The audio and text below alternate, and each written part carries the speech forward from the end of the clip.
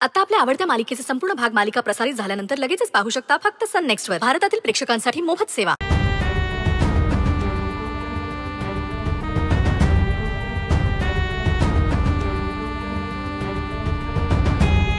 बिट्टीला भूक लागली असेल. जेवणाची वेळ झाली ना तिची. मला द्या, मी भरवते.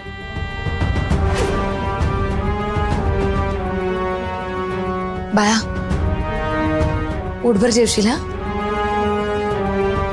सगळं खाणार माझं बाळ, तिच्या आईच्या हाताने.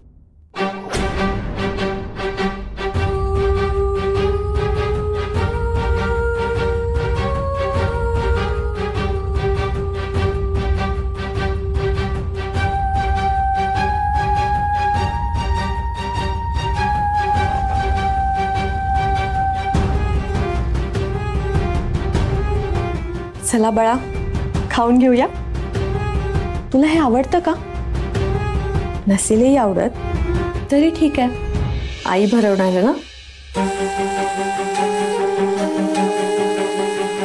चव छानच लागेल.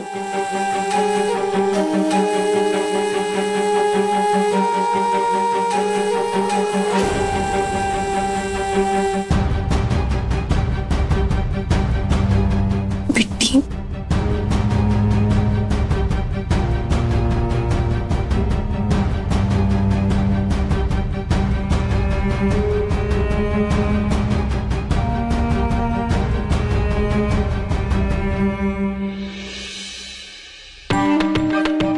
वा रेवती, जिंकलीस.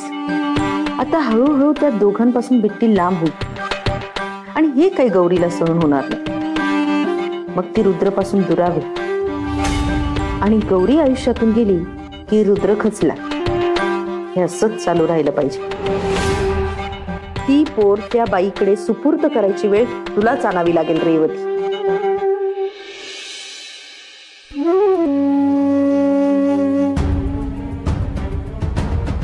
गौरी, कुठे गेली होतीस? बिट्टीच्या खोलीत? हो, आठवण येत होती मला तिची. अगं काय गरज होती जायची? आई आहे मी तिची, काळजी वाटते मला. आणि बिट्टी त्या बाईंना ओळखतही नाही. आणि असं रिपोर्ट मध्ये आलं म्हणून मनात नसताना आई कसं मानेल त्यांना? बिट्टीला प्रेम करतं, रिपोर्ट नाही. ही सारखी त्या बिट्टीच्या मागे मागे तर करत नसेल ना? अशाने ही पाणी फिरवेल माझ्या प्लॅनवर. बिट्टी, मी आई आहे ग तुझी. तुला आनंद नाही झाला का ग? या वर्षांनी आपण भेटलो. तुझी खरी जन्मदाती आई तुझ्या जवळ आहे. काहीच नाही वाटत का ग? तो नराधम तुला घेऊन गेला आणि मी वणवण फिरूनही तुला नाही शोधू शकले ग. नाहीतर आपण एकत्र असतो ग बाळा. मी तुझे सगळे हट्ट पुरवले असते. आपल्याला कोणीच वेगळं नसतं करू शकले. तू मला आई म्हणून हाक मारली असतीस. आई आई म्हणत माझ्या अवतीभवती फिरत राहिली असतीस तू. तुझ्या आठवणीत दिवस रात्र रडले ग मी. तुला शोधत वणवण फिरले मी आणि आता सापडलीस तू मला. तुला खरंच आठवण नाही येत का ग माझी? नंदिनी, ही म्हणत होती हिला बिट्टीची आठवण येत होती. ही गेली होती देविकाच्या खोलीत. आता मला सांग नंदिनी, काही गरज होती का ग जायची? असं कसं म्हणतेस रेवती? अगं आईचं मन आहे, त्यातून बिट्टी किती लहान आहे. गौरीनं तिला आईसारखंच सांभाळलंय.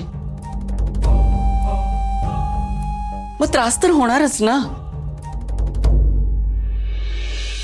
बोल ना ग बाळा, बोल.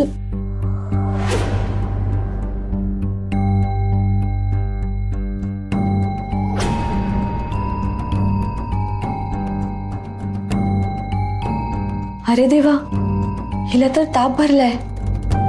मला काहीतरी करायला हवं.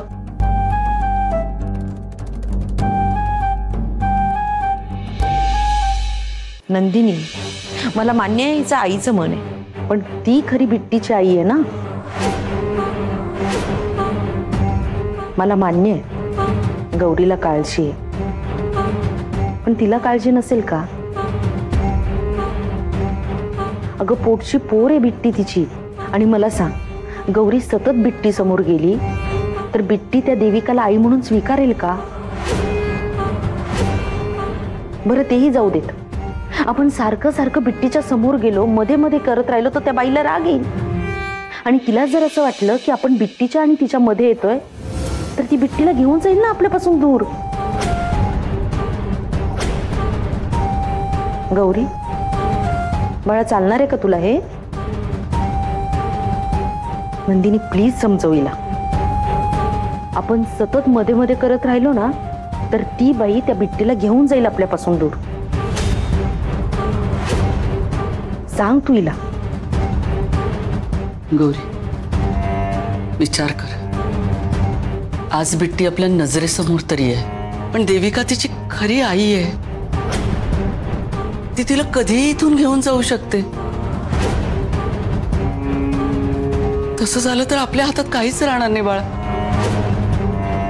गौरी, आईचं मन असलं आणि वेळ आली ना की मनावर दगड ठेवावाच लागतो. रुद्रही तेच करतोय, त्यालाही त्रास होतोच की. पण तू त्याच्याकडे लक्षच देत नाही सगळं. Please Gauri, I request you. माझ्या मुलाचा आत्ता कुठे संसार सुरू झालाय, तू बिट्टी पायी त्याच्याकडे दुर्लक्ष नको करूस.